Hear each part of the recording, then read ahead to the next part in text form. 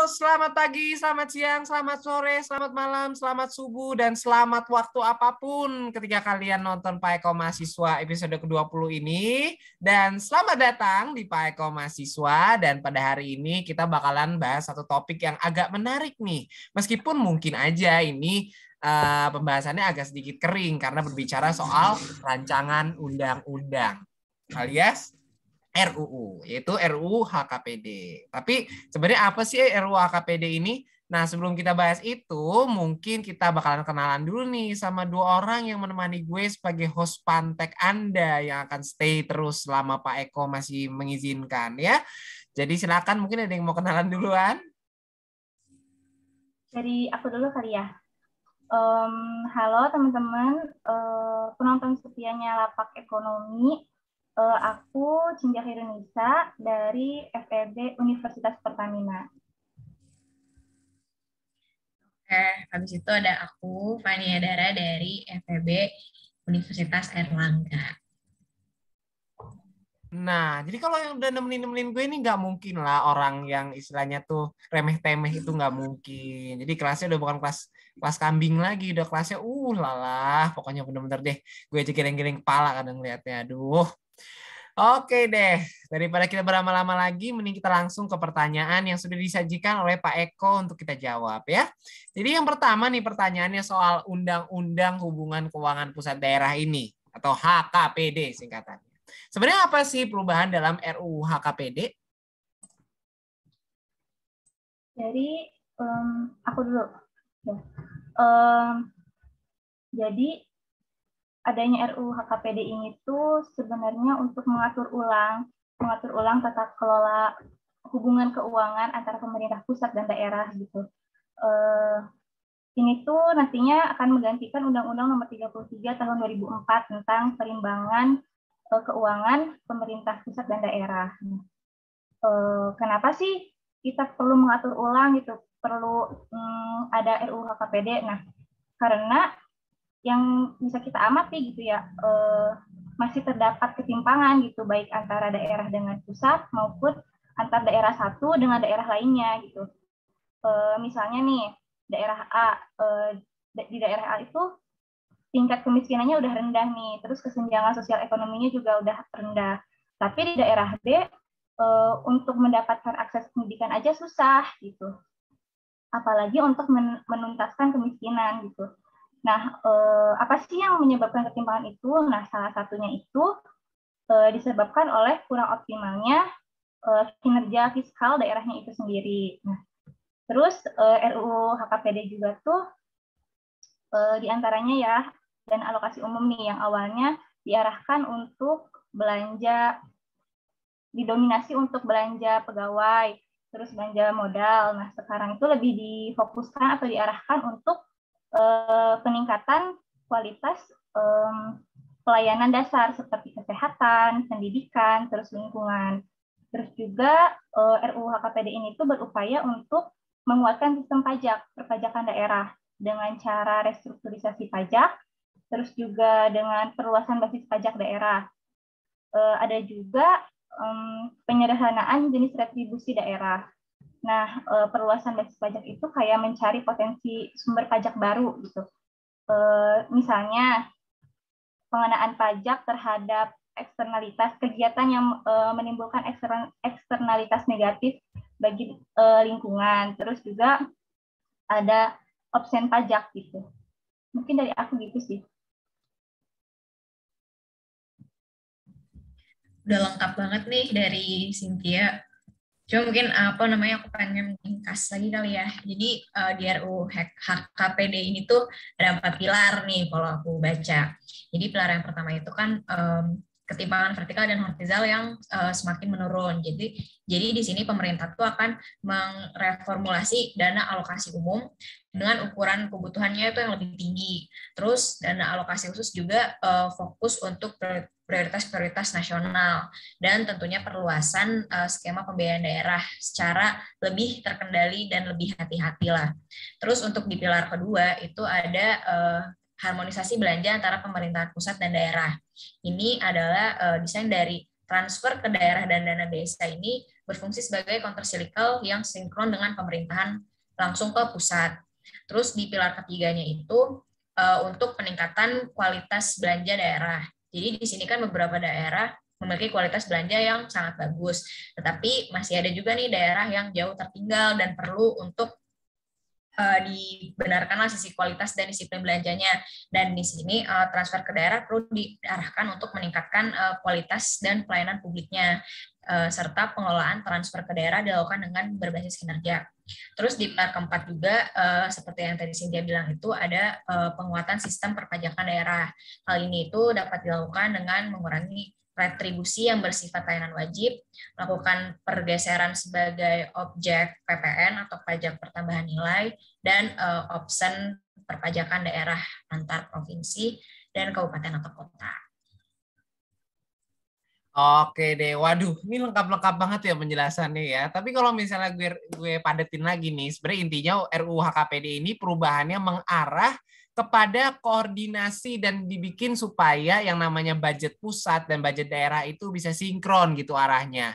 Karena apa? Selama ini dari sisi APBN misalnya udah counter cyclical nih. Kadang-kadang di daerahnya belum gitu, belum mengikuti derapnya gitu ya. Dan juga satu lagi ini tuh dilakukan RUU HKPD ini supaya yang namanya desentralisasi fiskal itu bisa berlangsung dengan lebih ajak gitu, lebih proper dibandingkan sebelumnya. Dan juga dari reformulasi tadi bisa bikin mungkin DAU-nya lebih berkeadilan gitu distribusinya. Jadi daerah dengan kebutuhan berbeda bisa mendapatkan alokasi yang lebih berbeda gitu. Jangan sampai dipukul semua sama rata gitu kan. Karena kan ada juga yang lebih kaya, lebih miskin dan lain sebagainya.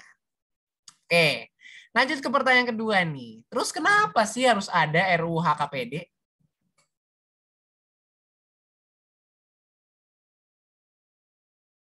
Ada yang mau jawab duluan? Aku lagi deh, gak apa ya. Kenapa ada RUU HKPD ya tadi yang udah sempat disinggung, karena kan tadi ada ketimpangan antar vertikal dan horizontal, terus ada masih kurang optimalnya desentralisasi fiskal itu. Dan juga tadi tidak terlepas dari adanya 4 pilar gitu.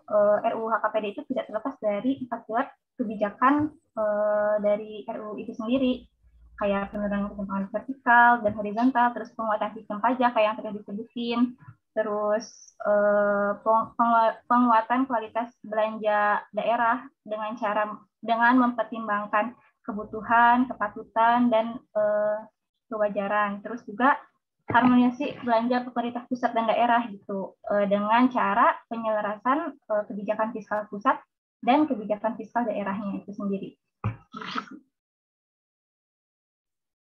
Ya, jadi ya sebenarnya udah dijelasin semuanya juga Mas Cynthia Mario. Jadi ya sebenarnya tujuannya untuk pengalokasian sumber daya nasional yang efektif dan efisien gitu melalui hubungan keuangan pusat dan daerah. Oke, jadi kalau alasannya itu adalah sebenarnya nih ya, kan kita nih namanya di sini nih ya, melek APBN. Kalau misalnya kita mau melek APBN, kita juga harus melek juga nih hubungan APBN sama APBD gitu. Dan sebelum ada RUU HKPD ini, sebenarnya hubungan ini masih agak ya ada berbagai ketidakjelasan yang harus diperbaiki. Maka dari itu RUU HKPD ini datang gitu ya, kayak Superman, tetet, supaya semuanya jadi clear, jelas, dan tak gitu ya. Nah, terus habis itu nih, ada lagi pertanyaan ketiga. Pertanyaan ketiga dari Pak Eko itu terus gimana sih dengan kehadiran RUU HKPD ini bisa memperbaiki desentralisasi fiskal di Indonesia?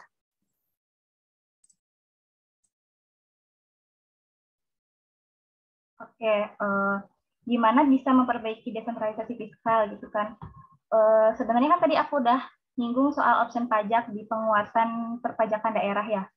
Itu tuh sebenarnya opsi pajak itu tuh mengarah untuk menggantikan skema dana bagi hasil gitu antara pemerintah pusat dan pemerintah daerah, di mana dana bagi hasil itu seringkali menimbulkan beberapa permasalahan nih, kayak transparansi dana bagi hasilnya. Jadi seringkali daerah itu tuh curiga nih sama pemerintah pusat, kayak wah ini harusnya bukan segini nih bagian daerah gue, harusnya lebih banyak nih gitu kan.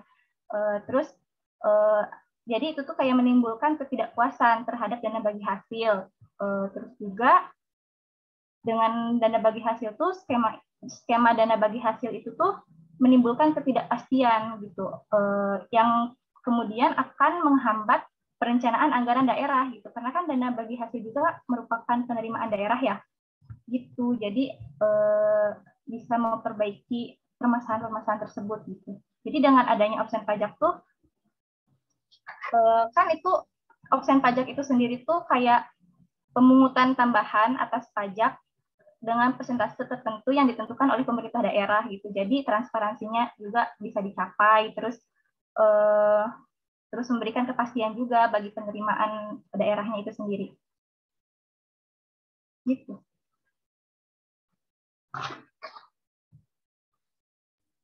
Oke, mungkin aku mau nambahin jadi kalau tadi Cynthia bahas opsi pajak, ini aku mau ngebahas dana alokasi khusus. Jadi kalau dana alokasi khusus ini fokus untuk yang seperti aku tadi bilang itu untuk prioritas nasional. Perencanaan dan pengalokasian disinergikan dengan pendanaan lain, misalnya APBD dan dana bagi hasil. Terus dari pagu dana bagi hasilnya ditetapkan berdasarkan realisasi 2 tahun sebelumnya.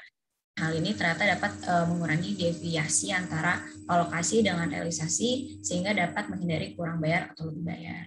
Kayak gitu.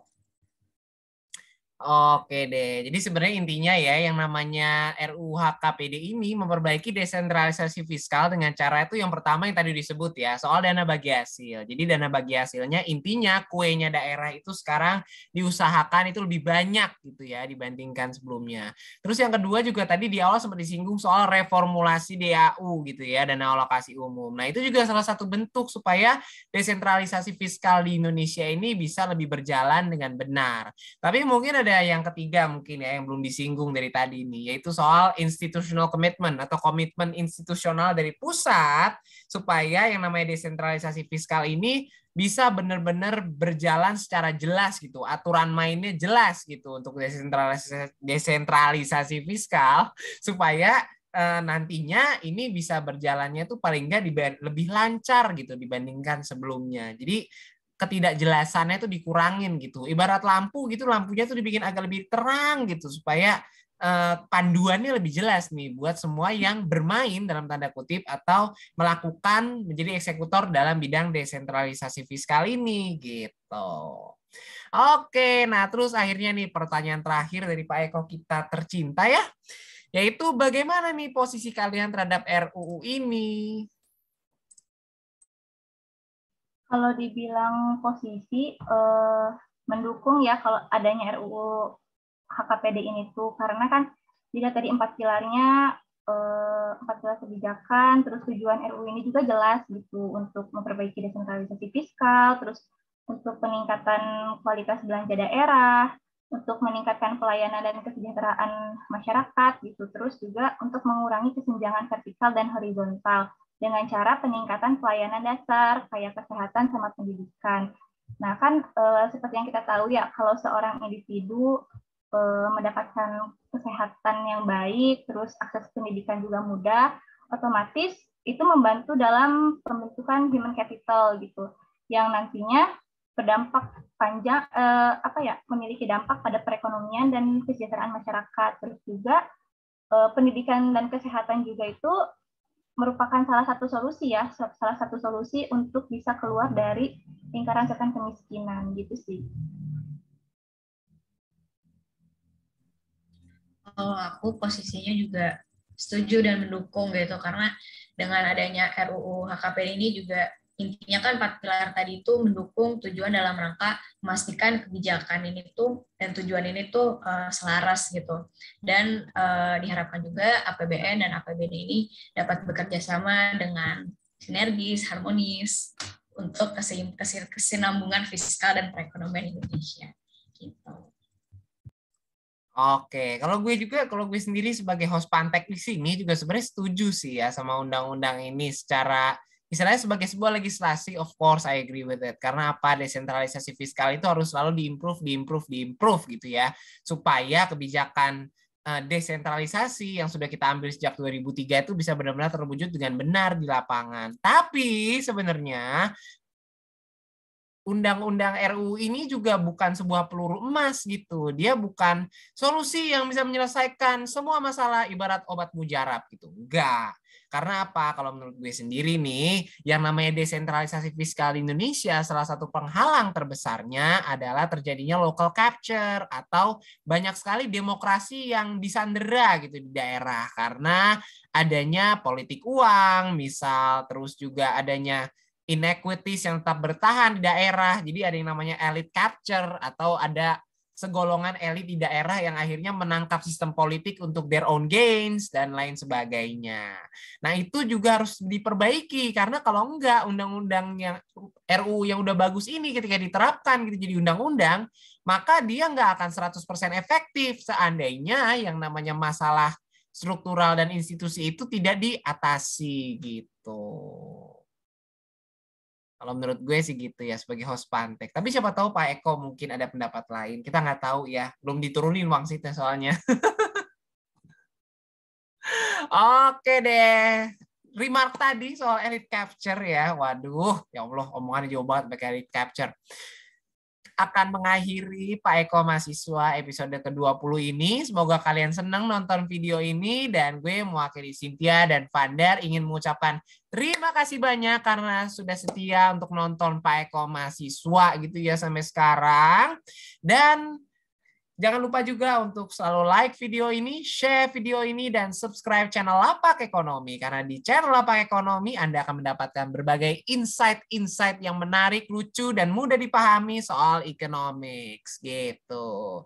So, sekali lagi, goodbye. Sampai jumpa di episode selanjutnya minggu depan. Bye. Bye. Bye.